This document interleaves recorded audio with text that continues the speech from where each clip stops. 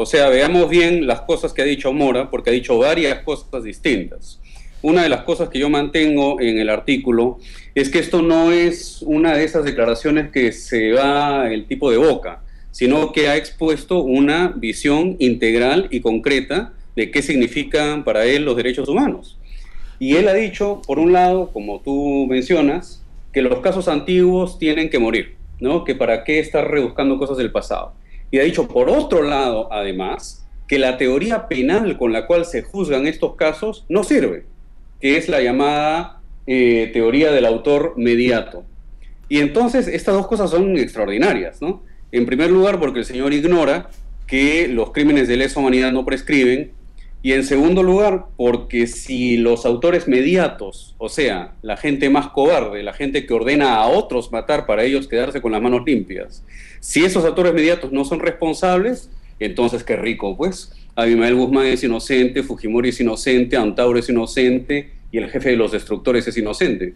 Es una cosa simplemente atroz. Mi pregunta básicamente es, ¿no crees tú que lo que está diciendo Mora representa de alguna manera el pensamiento militar en general?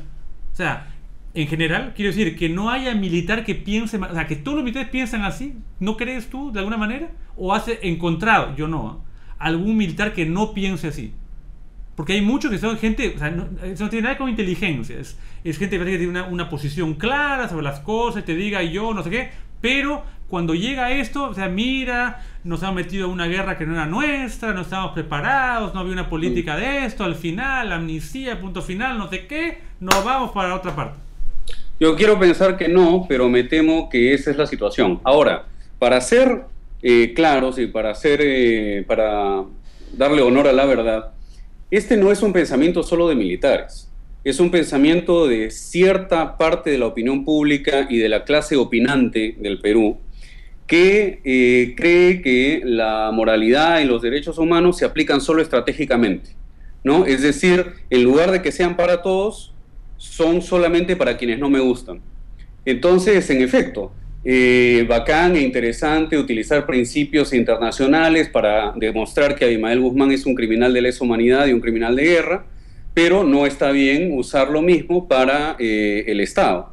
Y es la misma gente que te dice una y otra vez que no se puede equiparar a los criminales de Estado con los criminales terroristas o subversivos. Eso es una barbaridad, porque el test de que eso es un error es el siguiente.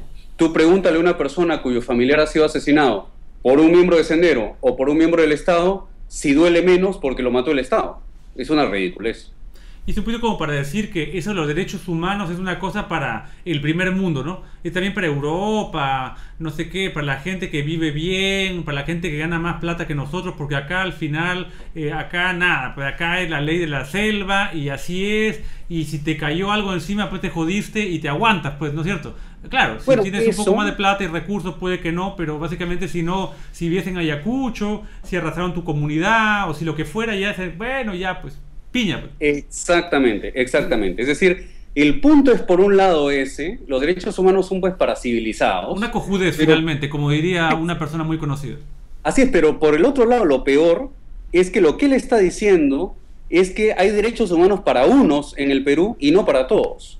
O sea, en el Perú tenemos ciudadanías por estratos, ¿no? Claro. Entonces él está diciendo a las víctimas de violaciones de derechos humanos, digamos, los campesinos de Ajomarca, ustedes aguántense en nombre de la reconciliación nacional y en nombre de la paz y el desarrollo, y le está diciendo a Telmo Hurtado, pues usted váyase a su casa, ¿no? Porque el caso es bastante viejo y usted se va a su casa en virtud de la reconciliación, de la paz y todo lo demás. Esto es un absurdo, porque lo que está diciendo es que la tranquilidad de algunos, perpetradores, gente que vestía el uniforme, vale más que el dolor y el sufrimiento de otros. O sea, yo me pregunto con qué cara la gente que piensa esto le diría a los niños de Acomarca, que deben haber estado abrazados a sus madres mientras Telmo Hurtado los ametrallaba, ¿qué les diría?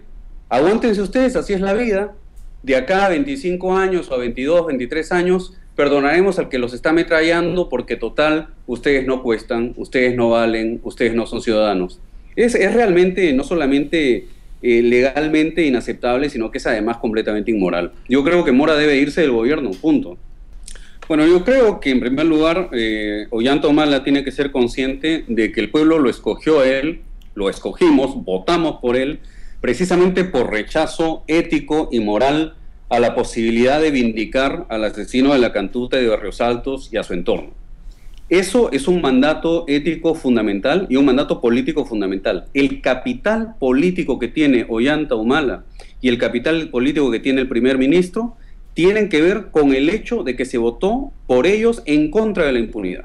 Esa es una primera cuestión. Lo que tienen que hacer entonces es ser consecuentes con ese mandato popular. Y eso implica que el primer ministro ponga coherencia en su gabinete. Él no puede tener a defensores de derechos humanos en el Ministerio de Justicia, en el Ministerio de Relaciones Exteriores, que se encargan de nuestra representación como país ante la comunidad internacional y a la vez tener a este señor en defensa. Esto es completamente inaceptable. Que nos digan de una vez cuál es el gobierno.